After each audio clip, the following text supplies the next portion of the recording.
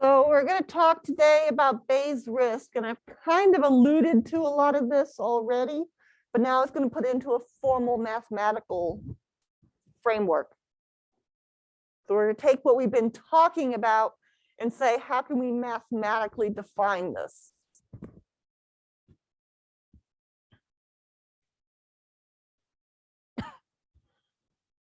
So I've talked about the fact that it's not always equal cost if you make one type of error versus a different type of error. Both errors are bad, but they're not equal, usually not equal. So here's a couple of examples. If you have an enemy ship and trying to decide whether to shoot, is it really there? Is it not really there? Is it really an enemy? Is it not really an enemy? What is it? Decide if a torpedo is coming and defend yourself. That's one from my first job after I got my master's degree. I worked for the US Navy at one of their research facilities in Connecticut. And I was designing a torpedo detection system, an automatic torpedo detection system. It was a really good introduction to a lot of interesting topics. And they had one already on the submarines, but they had so many false alarms, the sailors simply turned them off as soon as they were underway. They had to have it on when they left port with a check, yep, we did it, yep, we did it, yep, we did it. All the things were set when you leave port. And they get out to sea, and the first thing they do is turn it off because they kept doing all these false alarms. Now, how useful was that system to them? Not very useful to them because it had too many false alarms.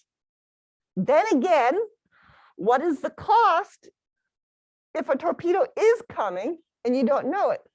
Now, this was back in the Cold War days. A lot of you don't remember those Cold War days. Okay, watch the movie Hunt for Red October, which actually came out while I was working for the Navy. And so we all went together. I think we had don't think we had a private screening, maybe we did. But we all kind of went together and we went to watch it and, laughed, ha, ha, ha, they don't do that. That's totally wrong.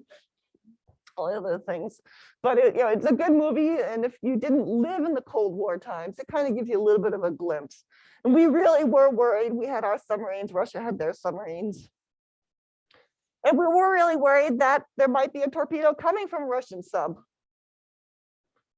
So if one is coming, you want to know it's coming. Again, the system doesn't do you any good if it's turned off. And there's a really high cost if a torpedo is coming and you don't say so. So, okay, it's a pain in the neck having that alarm ringing all the time, but you got to pay off with that cost. Deciding if a patient has a deadly disease. Okay, this slide's a little bit old. You could say that could be something detecting cancer, detecting another disease, detecting COVID. And with COVID, it's become a lot clearer, the issues about, do we say that your test is true, test is false? Are you asymptomatic and spreading it?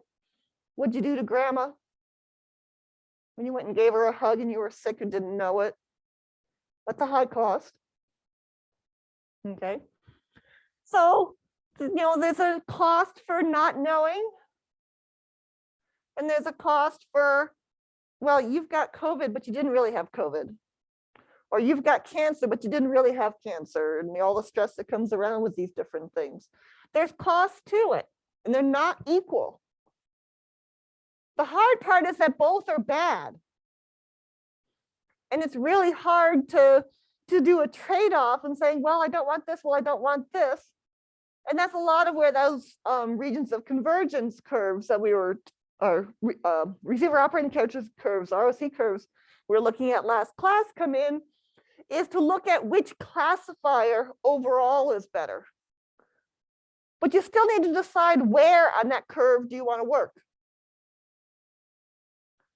And if you have one test which is universally more powerful than the other tests, then you're good. Just use that classifier. But you even still have to decide, where do you want to work? You've got the best test possible, the best classifier. You can detect COVID better than anybody else. Your test is going to make a couple $1 billion for your little startup company. You're set for life. but you still have to decide where you're going to put it. Where on that curve do you want to operate?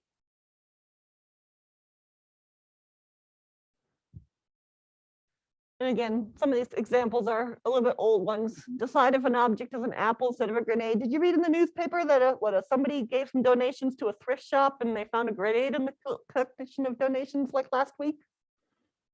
No, you don't watch the news. Too busy reading other things like textbooks and stuff like that. So there was something, I think, in an Oregon thrift shop last week where they went through the donations and there was a grenade. Now the pin was still in it, but it was live. It was something that could have, if that pin came out, been very bad. So you want to be able to detect these things and know it. And how do you decide?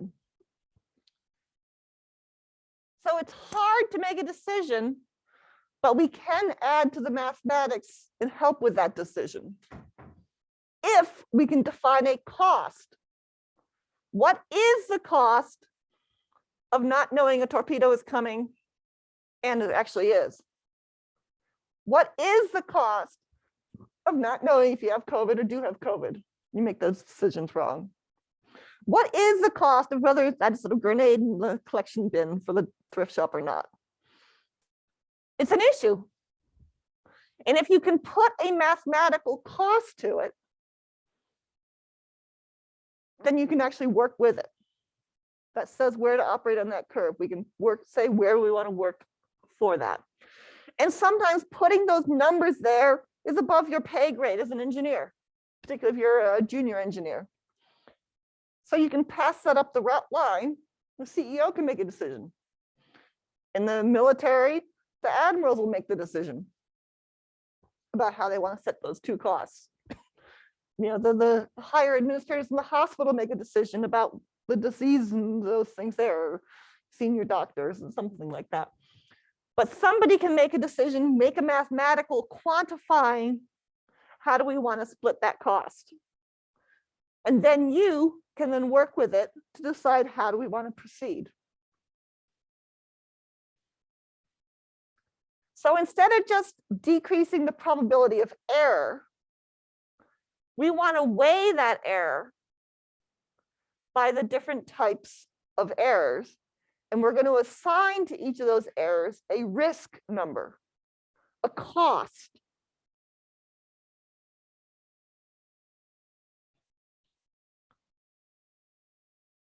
So given your measurements, you can define a particular risk. That's a function of the probabilities, your a priori probabilities, your probabilities of those classes given those measurements. And we call those different risk numbers lambda.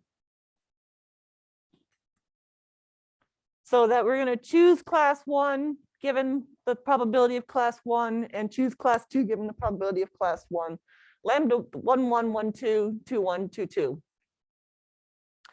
And we're going to choose class 1 if the risk of choosing class 1 is lower than the risk of choosing class 2.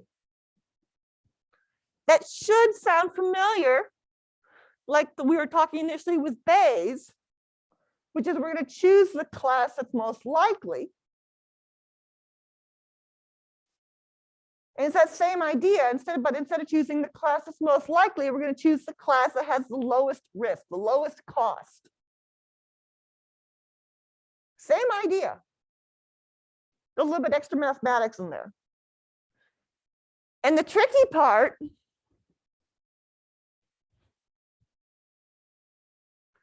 again is coming up with these 4 numbers.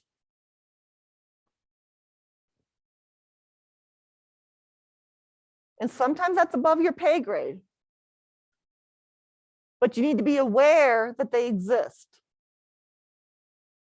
So even if it's above your pay grade to define those numbers, it's within your pay grade to work with them once they're defined.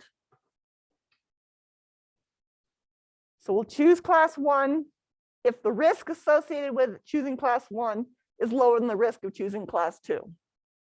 If the cost of choosing class 1 is lower than the cost of choosing class 2.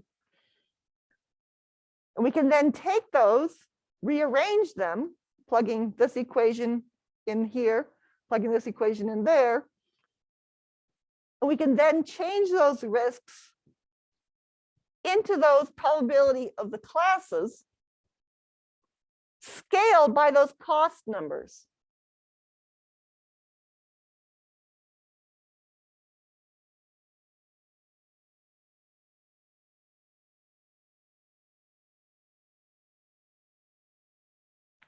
So it's very similar to what you had before. Before you would just take the probability of the class versus the probability. But we're now just going to take them and we're going to scale them by risks,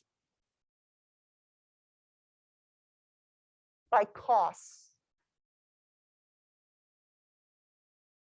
which should make sense. If all errors are not created equal, then we're going to scale by saying, well, I'm willing to take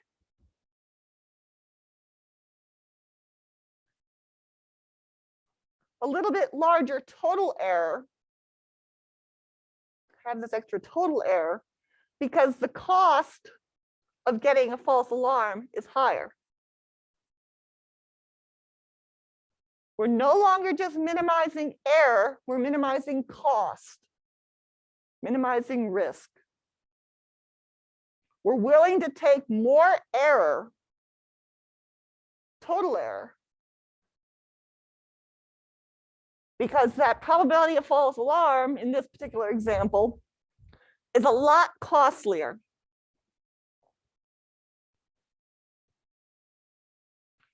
Or if we move the curve to the other side, if probability of a miss is a lot costlier. On the sub, they felt the probability of miss was a lot more costly.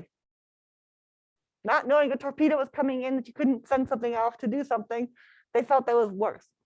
The problem was that the number of false alarms became so high that they turned the system off.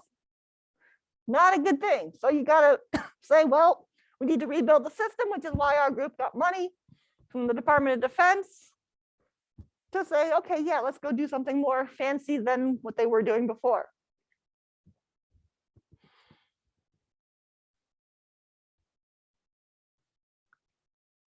Back here we go.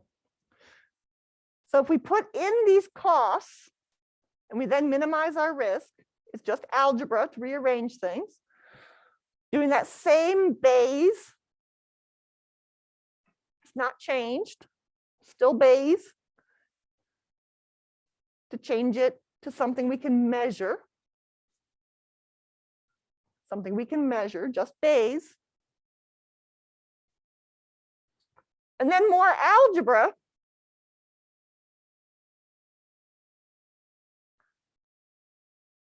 In order to get these two posterior probabilities, these two conditional probabilities over the same side of the greater than. And this is the probability of getting your feature given your class. Hopefully this terminology is not looking as scary and foreign as it did a week or so ago. Because I know that when I introduced this stuff a week ago, you guys were, what? I'll write it down, but I don't really know what this is. Hopefully by me saying it over and over again, this Bayes idea, this concept, probability of your measurement given class 1, is starting to become something which you are starting to get a feeling for what it means. So we're going to take those two on one side of the equal. And that we define as a term called a likelihood ratio.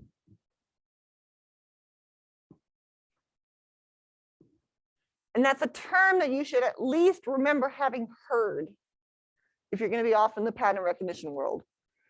It's fine if you have to look it up. But I want you to be to the point where you actually, it's a term, oh yeah, I have heard it. Because we're just taking the ratio of two likelihoods. how likely is it that that measurement came from class 1 versus how likely is it that that measurement came from class 2? Previously, we kept them on separate sides because we didn't have these costs, so the costs were equal for both types of errors and both types of correct. And if all you're doing is recognizing letters in a Word document, then there's not a lot of cost, and it doesn't really matter which letter you mess up. Oh, that word's spelled wrong. Oh, well. I'll deal with it. But there are these other applications where the costs are different. And when those applications exist, and those are ones you're going to likely work with, you need to take that into consideration. So we're going to pull them out, take the ratio of these two likelihoods, put all the costs and our a priori probabilities on the other side of the greater than.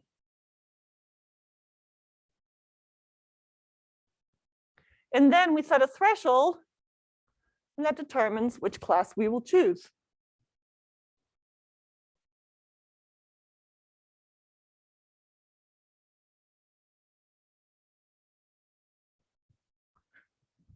So if we said both of our errors were equally costly,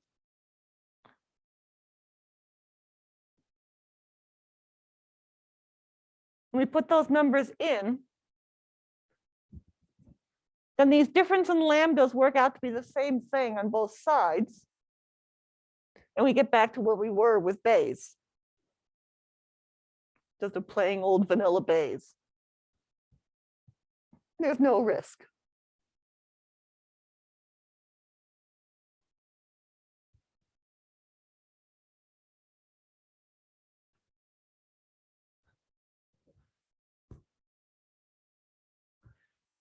So we can say that there's a lot of risk for an error and no risk if you're right.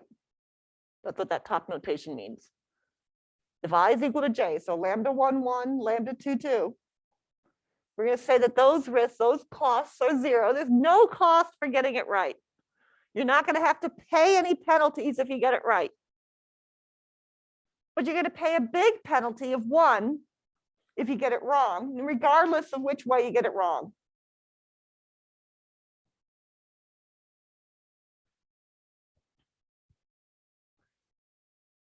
So we'll decide class 1 if we're lower, decide class 2 if we're greater, put those numbers in, those lambdas in. And that makes what we call a maximum a posteriori classifier.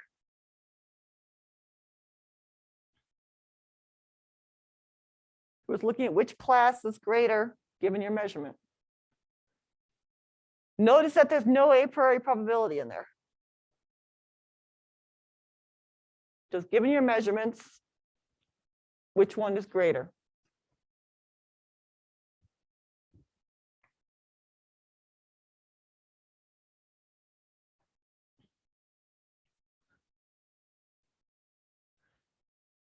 And we did that similarly before when we were looking at the classes. And these conditional probabilities are likelihoods. The likelihood of your measurement given your class.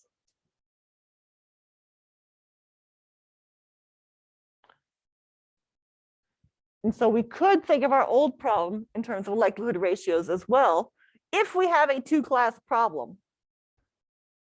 Doesn't work really well on a 3 or 4 or 10-class problem.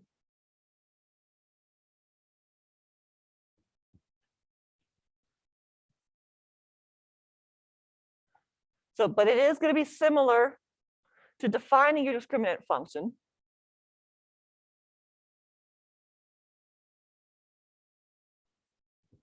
You're going to plug in your values. And the stuff on the right is a constant.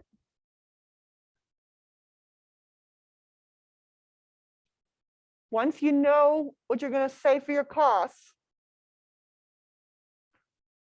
your a priori probabilities, for your problem are fixed for your problem. So everything on the right here, everything on the right is a constant in your problem once you get started. So as you take a measurement,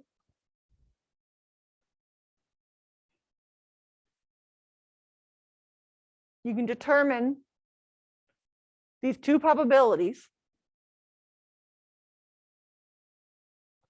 and then take the ratio of them and compare them to this fixed threshold, which is quite often called theta.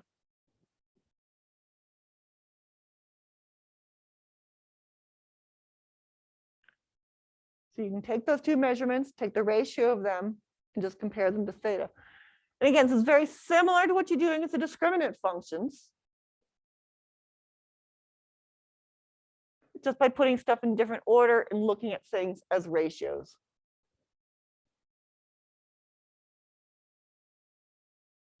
But now we're including the risks. And similar to what we did before, we're going to want to include logs.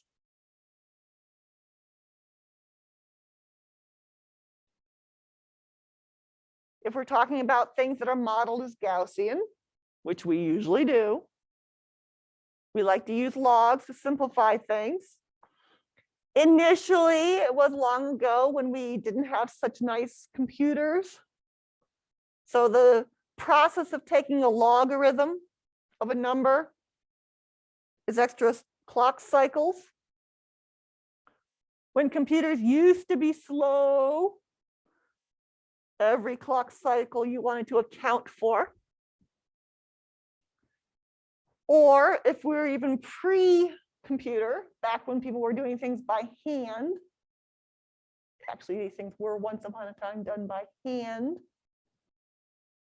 not doing those exponentials, not having to go to an exponential table, and just taking the polynomials was a lot easier.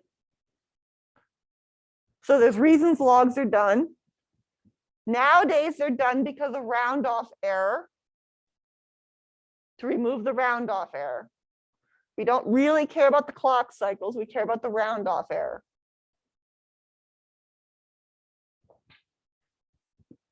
This term inside the parentheses is a likelihood ratio. So what would the log of that be called?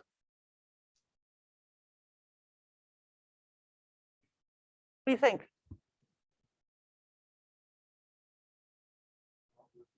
Log likelihood ratio.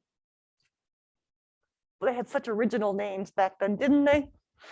They were so creative. Now we need to come up with all these fancy acronyms. It's the PBQ, JITA. Nope, back then it was just log likelihood ratio. So this is called a log likelihood ratio. Another term that if you're going to call yourself knowledgeable in pattern recognition, another term that you need to at least say, yeah, I've heard it before. Don't go out into the world and have somebody start talking to you. You just gotta say, what? And if you do say what, don't tell them that I taught you. I don't want to take any hit on my reputation for you just saying that you don't know these terms.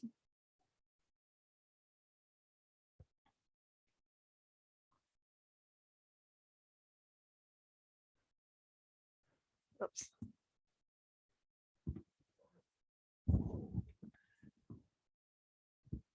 So now I want to talk about more with Bayesian classifiers, and we'll be finishing up Bayesian classifiers.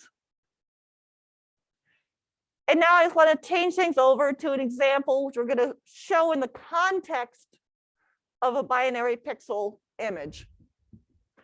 And the big thing with this is we're moving away from Gaussian. I want you to see that Bayes works when it's not Gaussian as well. Not everything in the world is Gaussian. We assume everything is Gaussian, but not everything in the world is Gaussian. So let's see. Okay. The coin, two-sided coin, you agree it's got two different sides? Agreed? All of you agree? I'm going to flip it and shout out what you think it would come down as. It could be heads, it could be tails. What's the probability of heads?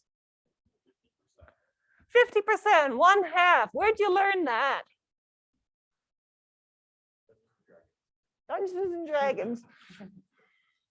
Yeah, but they've got like 20-sided die. They use icosahedrons and other stuff like that too. So, but yes.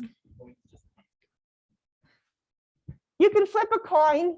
If it's a fair coin, I don't know whether this one's fair or not, 50% chance of heads. I'm going to flip it again. Still, a lot of you are thinking heads. You're kind of hooked on heads. So what's the probability you got heads twice? 0.25, 1/4. Where'd you learn that? More D&D?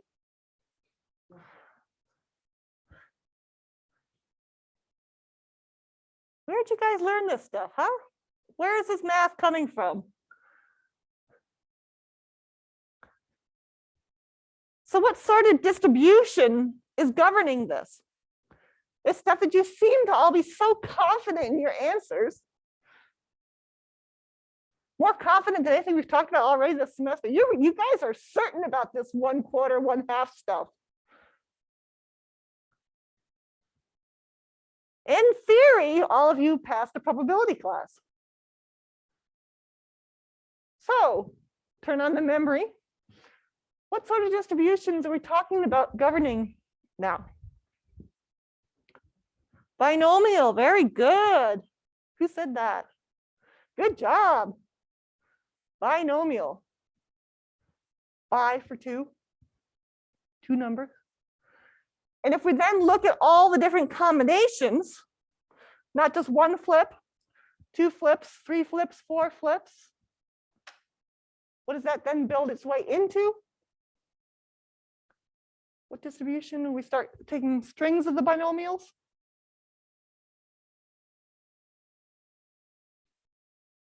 I know you forgot all this stuff.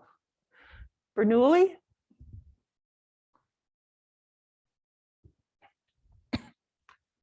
So as an example, let's consider the one on the left an A, the one on the right a C. Use your imagination here, okay, guys?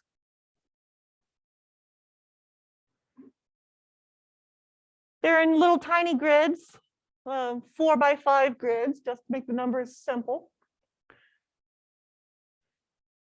We're now going to consider our measurements to be whether the pixels are on or off. So our features, instead of being continuous values, like your moments, are now bi values, 2 values, on or off. Discrete probability, just 2 values, on or off.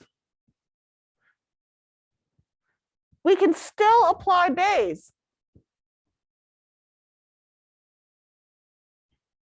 We can still apply Bayes.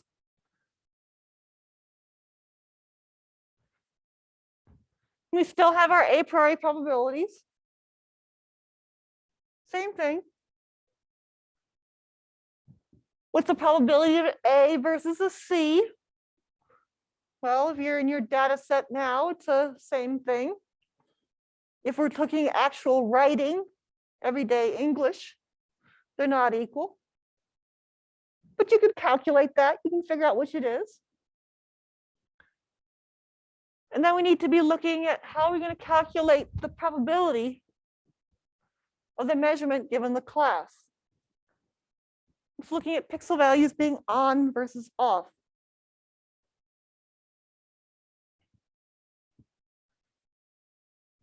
Well, that X is a vector representing the value of those 20 pixels.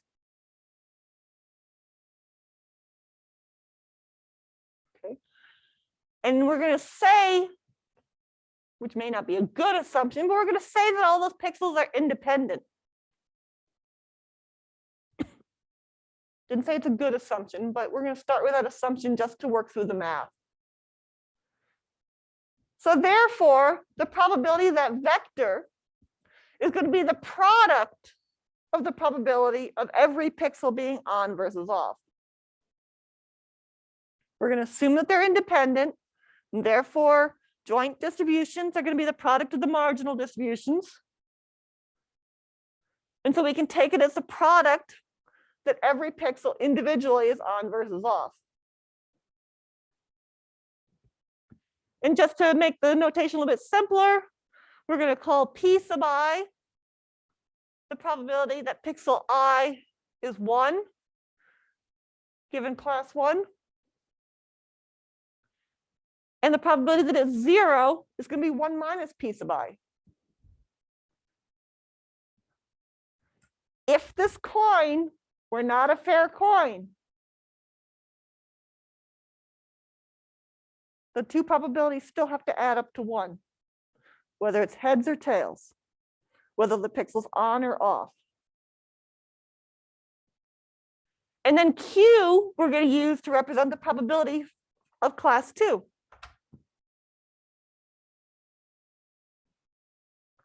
So we have our probabilities, multiplying all the stuff together, adding up over D, which is our dimension, which in this example is 20.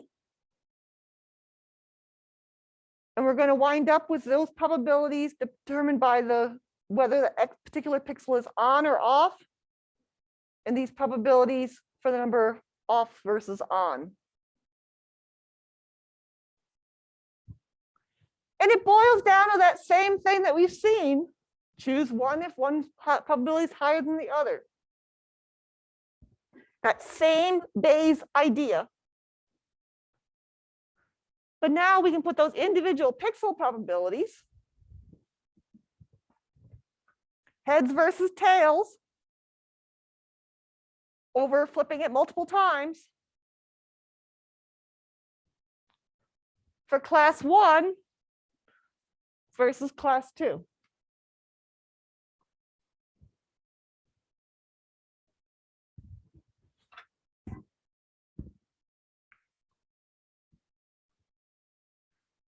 So again, we're looking at the one class, we look individually, we can have just the two possible outcomes.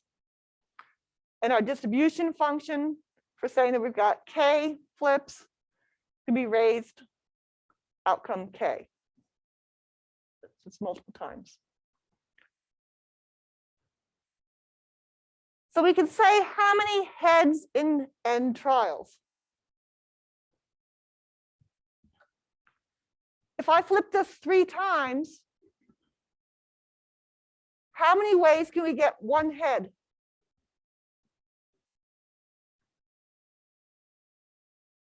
Three. Why 3? Can be the first one, second flip, or third flip. How many ways to get all heads? 3 heads. How many ways to get 2 heads? 3. You get the tail on flip 1, tail on flip 2, tail on flip 3. And how many ways to getting 0 heads? 1.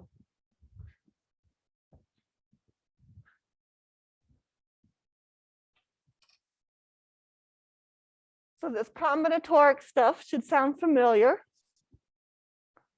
Again, you've theoretically learned this in your first probability course. They spend usually way too much time on this, actually. Never getting you into the multivariate stuff. So we can then say that's going to be the probability of K, actually that's raised to the K, and 1 minus P, and minus K. So K successes, and that combinatoric works out to N factorial, K factorial, N minus K factorial.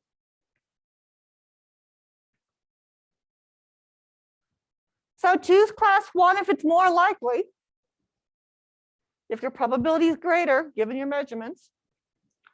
But if we now start plugging in our counts,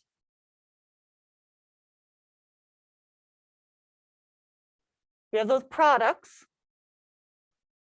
And even though we don't have E, Logs help out again, because the log of a product is a sum of the logs. Sound vaguely familiar? We can separate them out. When we do that, we wind up with a linear function. We like linear. Linears are good. We like linear. But it's not just linear in one, it's linear in a 20-dimensional space. Use those icosahedron dice that you got in D&D, 20-sided. So it's going to be a 20-dimensional hyperplane instead of a 2-dimensional line.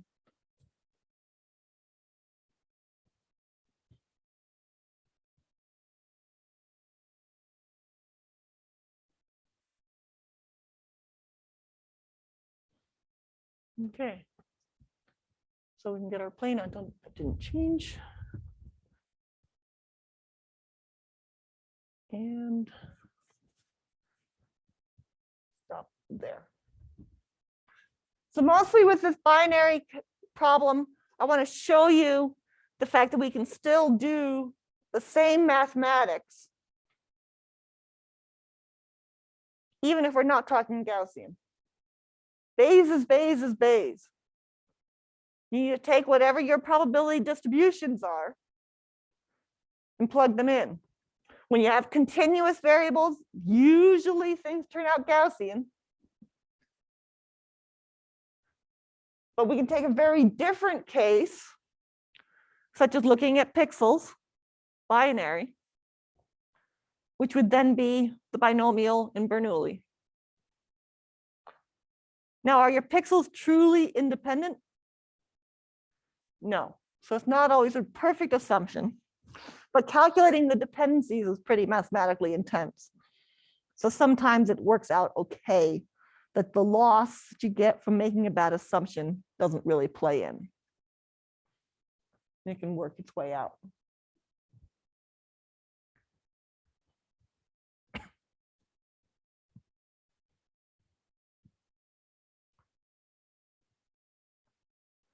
Okay.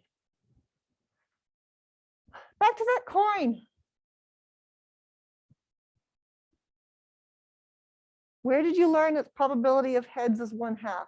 And how do you know whether it's true for this particular coin? You've only seen it briefly. It might not be a fair coin. How do you know if it's a fair coin? Testing it. How many times do you need to test it to be sure? A large number. How many to be sure?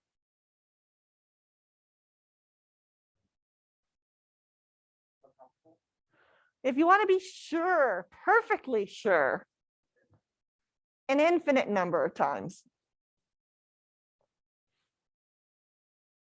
Have you got patience? Not that much.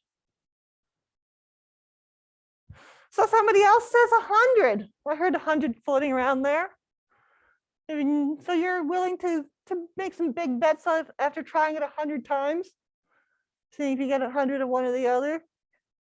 No, they're a little bit more doubtful up in the corner over there. How many of you want to test it before you know whether my coin is fair or not?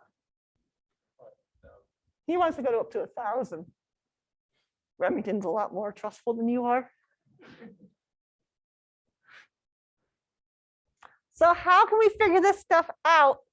Not just from running a brute force trial for this one,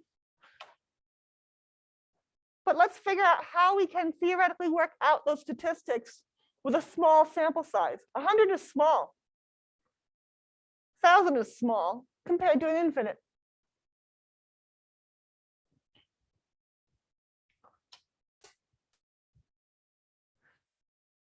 So back to those Bernoulli trials, tossing that coin. We can say that our measurement is heads, heads, tail. 110. You can call it that. And so if we toss our coin 3 times, therefore, based on this experiment with 3 tosses, the probability of heads is 2/3 for all the future time, the rest of eternity. Is that true? Might be. Some people are shaking their heads no, that you don't believe that this proves that the probability of heads is 2/3.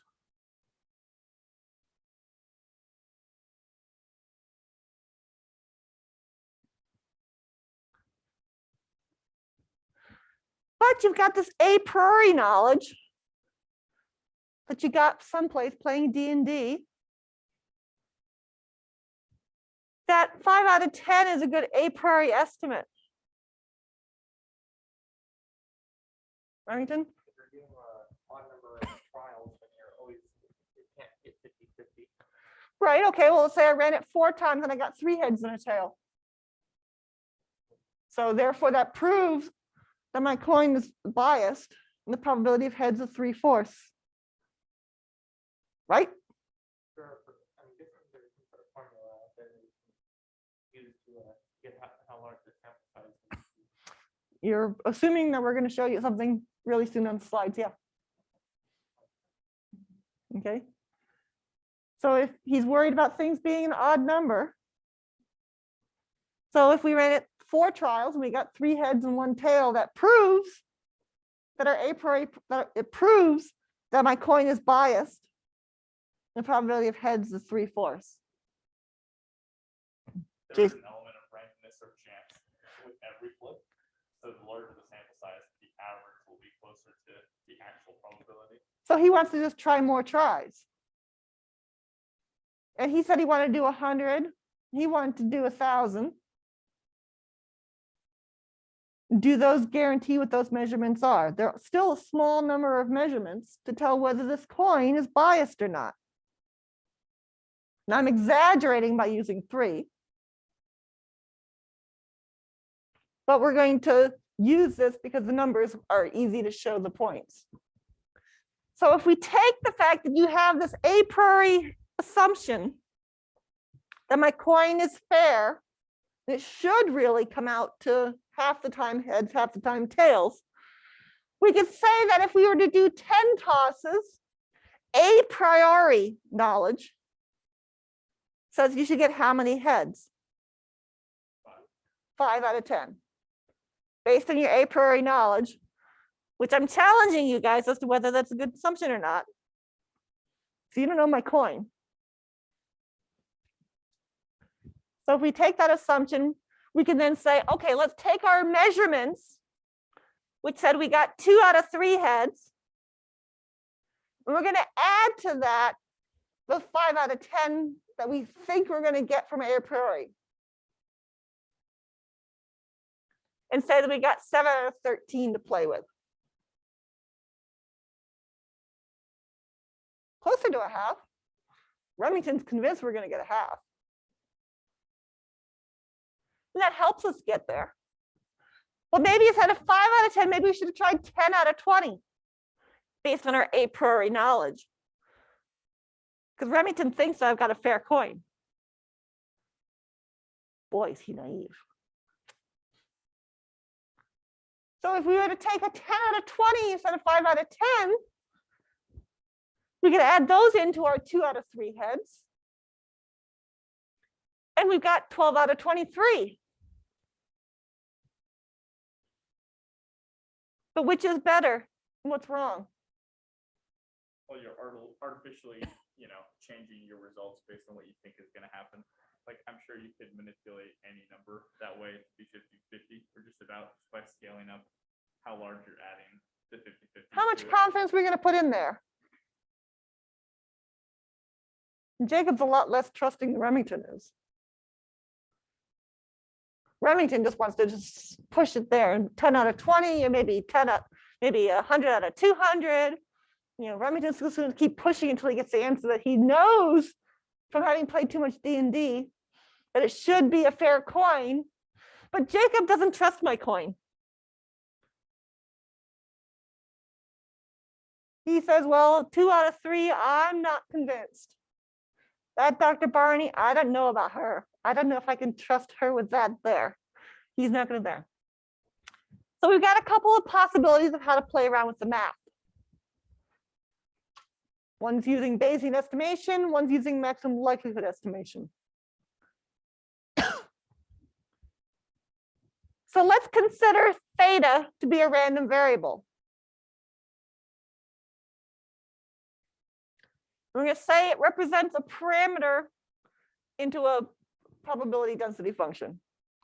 Similar to how mu and sigma are parameters into a Gaussian distribution. So we're going to have some distribution governing that coin. And theta's in there. We can say treating that theta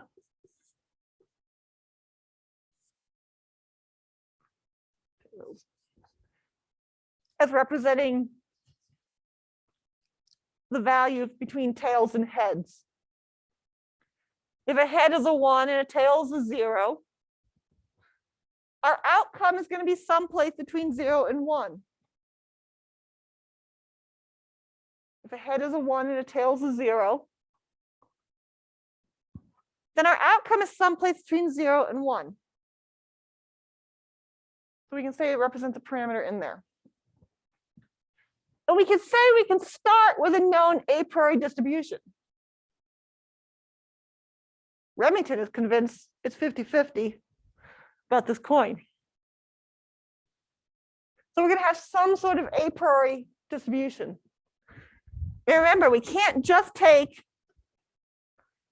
these 5 out of 10, 10 out of 20 and add them right in. But we do have some a priori information that most coins, because you played an awful lot of D&D, that most coins are fair with 50%. At least it worked really well in your first probability class. So we've got our Bayes again.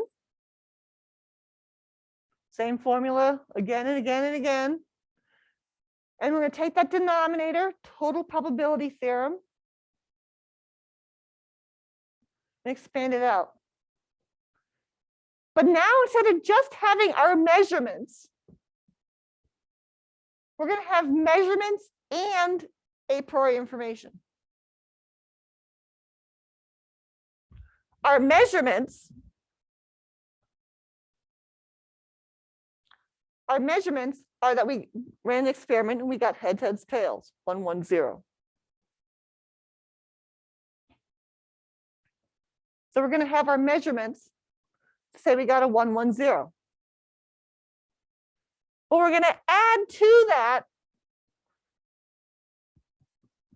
some stuff about having some a priori information in there. Include those sample points with there.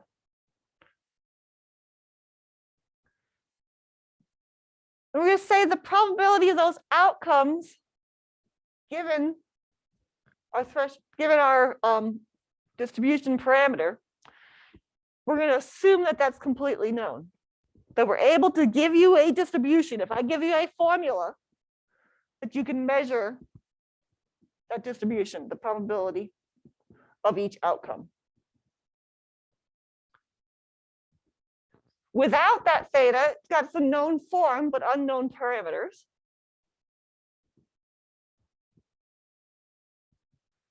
So in order to get our form with our measurements, we're going to take the integral of our joint binomial distribution, joint probability distribution, conditioned on our measurements with respect to our threshold. It's going to integrate out that variable. Remember those marginals we did in our probability review a couple weeks ago now? And then we've got Bayes putting in here as well. So we can rewrite this term here in terms of Bayes. We can integrate that out as well. Our distribution for theta, the unknown parameter. What is the parameter of this unknown distribution that's governing this coin,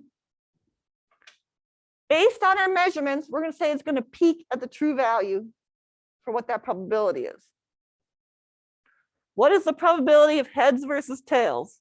Someplace between, probability of heads is someplace between 0 and 1. Remington is convinced it's at a half.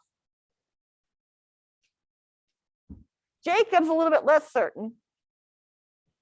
Okay. And Creston is somewhere in between the two. He thinks maybe, but he wants a little bit more evidence. And Jacob totally doesn't trust me. Totally doesn't trust me. Not at all. He says if I got 2 heads out of 3, that coin cannot be fair. He just totally doesn't trust me. But whatever it is that is going to peak someplace, that the probability of heads is going to peak someplace. Remington again thinks it's going to peak at a half. Preston's not sure. Jacob thinks it's going to peak around 2/3 because he doesn't trust me.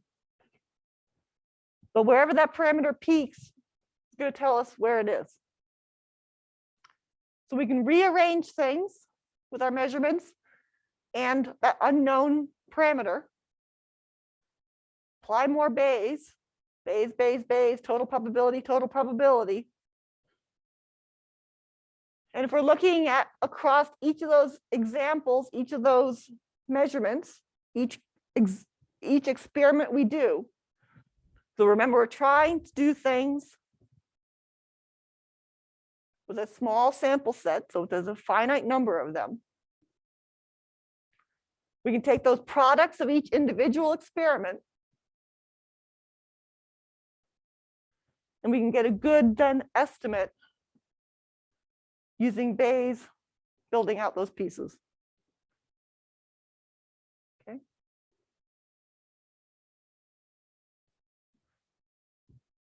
So we're expecting that there's going to be some probability of what that outcome is going to be. It's going to be based on that parameter. If it's a fair die, theta is a half. If it's a fair coin, theta is a half. And so the probability of getting a head is 1/2, probability of getting a tail is 1/2, if it's a fair coin. But that parameter, we're going to say, is going to be a random variable because you don't know my coin. If each of you pulled a coin out of your pocket, you don't each know each other's coins. So we're going to treat that as an unknown and random variable. Let's say like there's some manufacturing variability.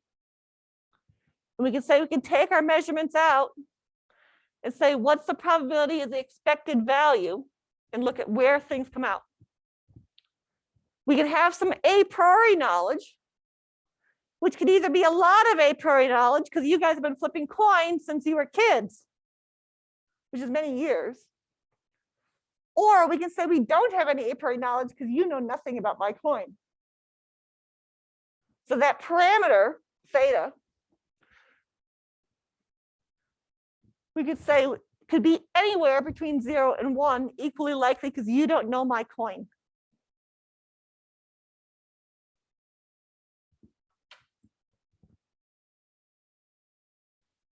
So if we assume that that's the case, we'll say the a priori probability of that parameter is uniform between 0 and 1.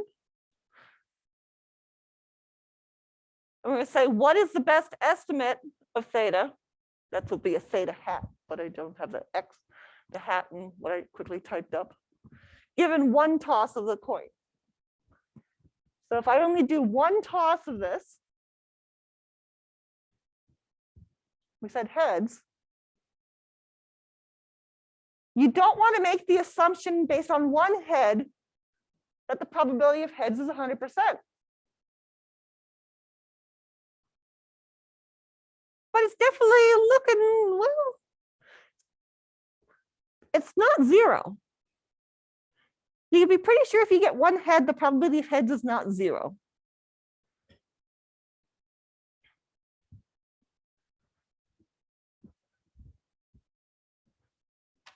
So we can say that our estimate of what our parameter will be the expected value of that parameter, given that in the first toss, we got heads. A posteriori, after some evidence. The first toss, I got heads. So that's going to say, well, I think it's going to be there. So our estimate of our there, again, Bayes, with the stuff broken out. Got Bayes here. Probability X is 1. Measurement is our estimate. Total probability theorem and our expectation formula, our a priori, is that we're uniform. When we integrate out our uniform, because of there, it comes out into a triangle, which is the integral of this, scaled to be an area of 1. And the expected value of that is going to be 2/3. If our expected value, given that we have one toss, which was a head, says that if I get just one toss, and prior to any tosses, it was equally likely to be any type of, after one toss being a head, now we're going to say that we think that this is 2/3 likely to be a head, 1/3 likely to be a tail.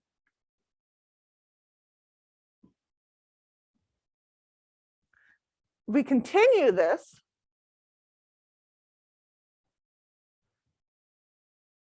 We now need to add in another rule, but now everything is conditioned on the fact we've got the 2.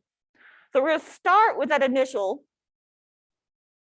No longer is our a priori that the probability of heads could be anything. You have evidence that we got a head once, and therefore, given one head, we now have this new a priori distribution. So we can now say that this is our new a priori, and we can do a second toss, go through the same calculations there, and it's going to keep skewing that distribution. And it's going to round it and round it and round it. And if we do a lot of tosses,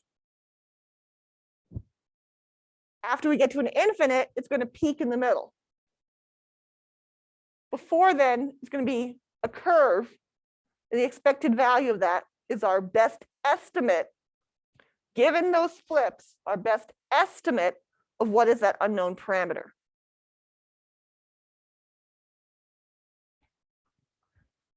Okay. More than the math, think about what I'm trying to say we're able to do. Okay, I don't think any of you can do the math right now. And if you look at the notes, you might be able to do it. But what I really want to get right now is, do you understand what I'm talking about with what we're able to do with Bayesian estimation? We have an unknown parameter that goes to our distribution. We want to be able to estimate what is that parameter. For years, you've calculated the mean for a Gaussian and the standard deviation for a Gaussian. We did it a month ago. For mean, you take your 10 measurements, divide them, add them up, divide it by 10. You got an estimate of your mean. But rather than just taking it as a pure value, we're changing it into looking at that mean could have taken on a distribution, because that mean could have been anything. So rather than just basing it totally on evidence,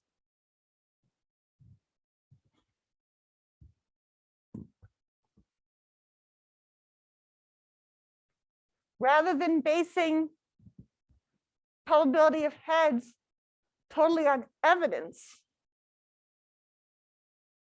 we're going to say that that probability of heads is a random variable. Because it could have been anything, because you don't know my coin. You know it's going to be probably the head someplace between 0 and 1. But we can treat it like a random variable. And by treating it as a random variable, we can then add evidence, which will then guide our knowledge about the random variable.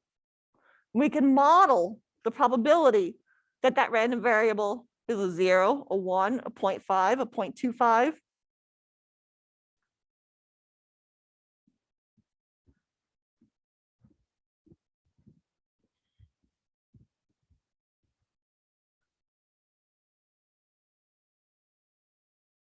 So here, we started off saying that the probability of heads could have been anything, because you don't know my coin. After one toss, it's a lot more likely that the probability of heads is 1, because 1 out of 1 is 1. We know the probability of heads is definitely not 0, because we already saw one head.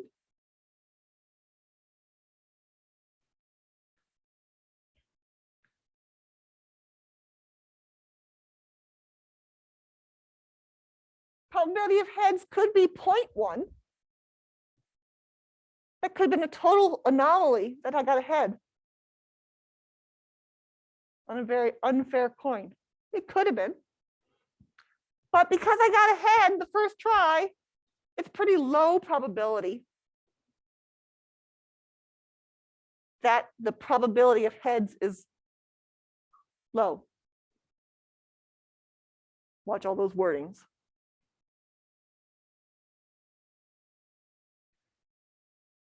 We don't have a lot of evidence. So the probability that it's a fair coin is not as probable given one head as the probability that it's a totally biased coin. And the most likely guess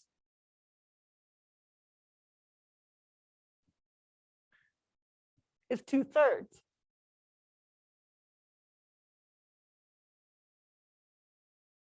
That we're taking that unknown value and saying that that unknown value is treated as a random variable, and we can keep estimating its distribution, and based on its distribution, get an expected value for it. And every time we add more evidence, this distribution will change. And every time that it changes, your expected value, your best guess will change. So if for Remington, if we flipped it 100 times and I got 105 or 55 heads and 45 tails, does that mean that that's our probability? We have to pick 55 out of, or yeah, 55 out of 100 as our probability of heads? Because I did Remington's test, I flipped it 100 times.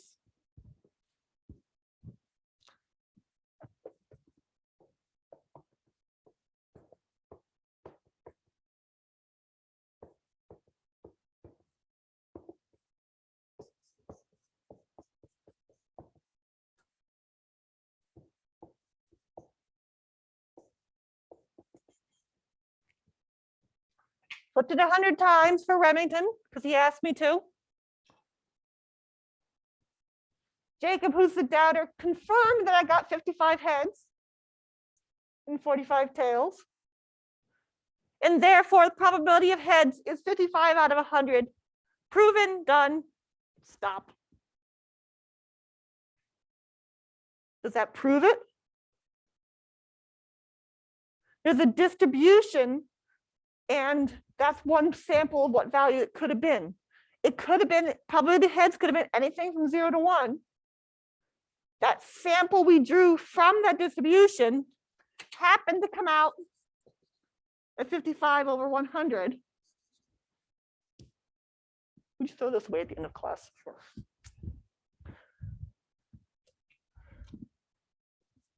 This one too.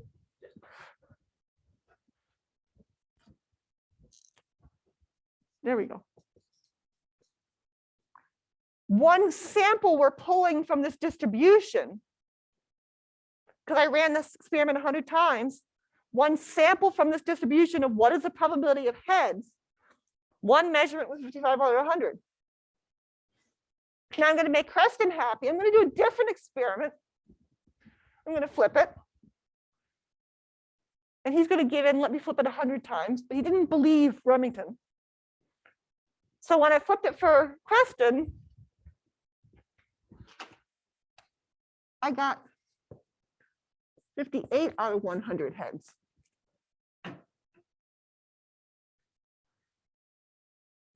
And that's just proving to Jacob that this is not a fair coin. Right? Proof, evidence, guaranteed evidence. But all that is one more sample point out of a distribution that you could have gotten anything from.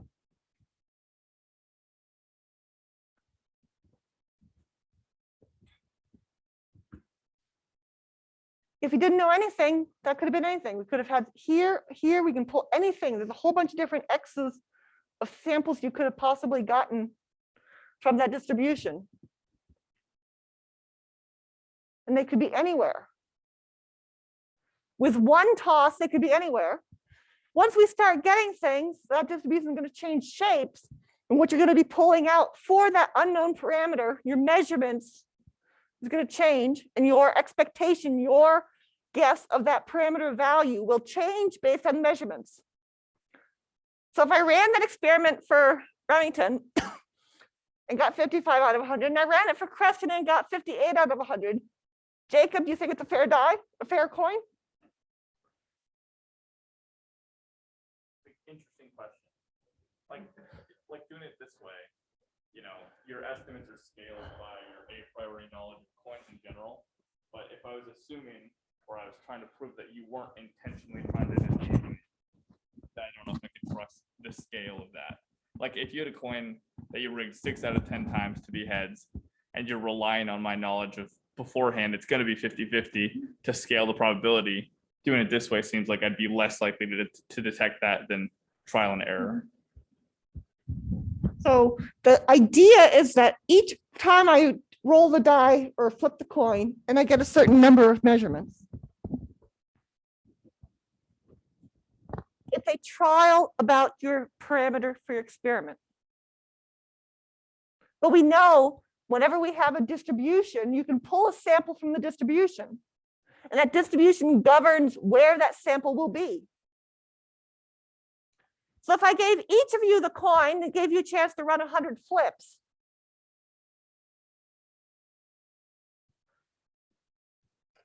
we then would be expecting that a lot of those samples are going to come pretty close to 1/2.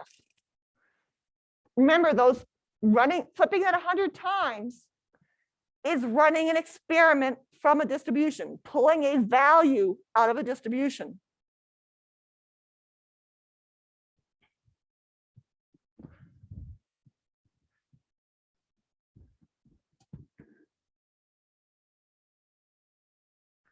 And if we start off and said we don't have any answers, then we'd expect the outcome of that flip that when Jacob ran it, he might got here. When Remington ran it, it might be here. When Fadna ran it, she might be here. That they'd be anywhere. Down here, we'd expect we'd get quite a few more experiments with answers coming out on the plus side. But the actual distribution is going to move things around to where they are.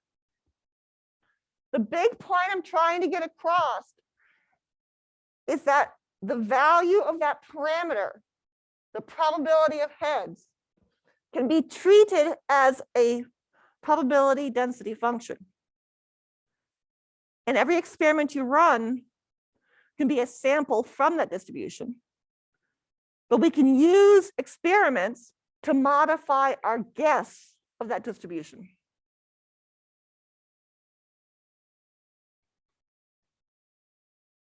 Those concepts are more important than the math. the chances you're going to have to use this is not very high. But I want you to be able to understand that these ideas exist, such that for those of you who do take a career path that needs it, knows that this is another tool in your tool bag.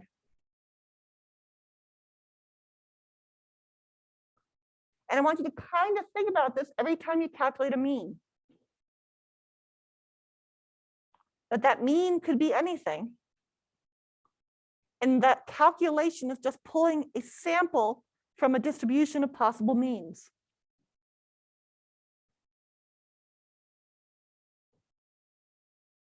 And Remington, think of it every time you flip a coin. The probability of heads is a distribution. And every time you go and do these calculations, it's taking a measurement from that distribution. And that's what Bayesian estimation is.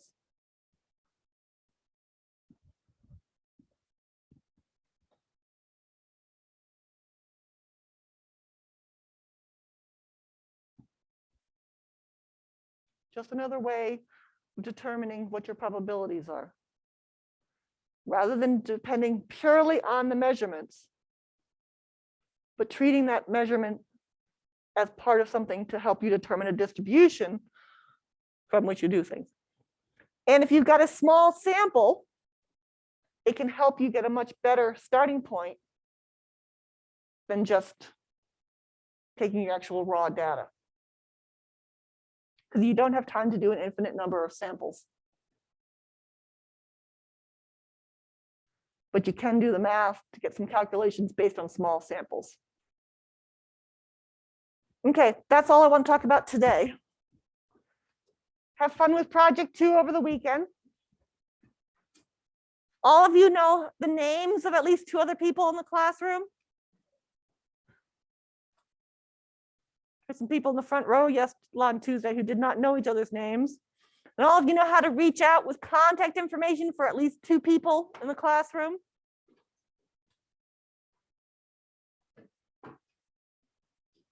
If not, offer to introduce yourself to people near you. Introduce yourself to somebody you don't know.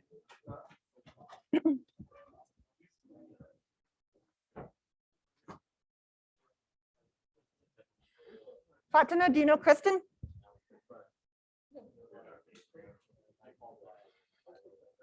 And you know Jacob?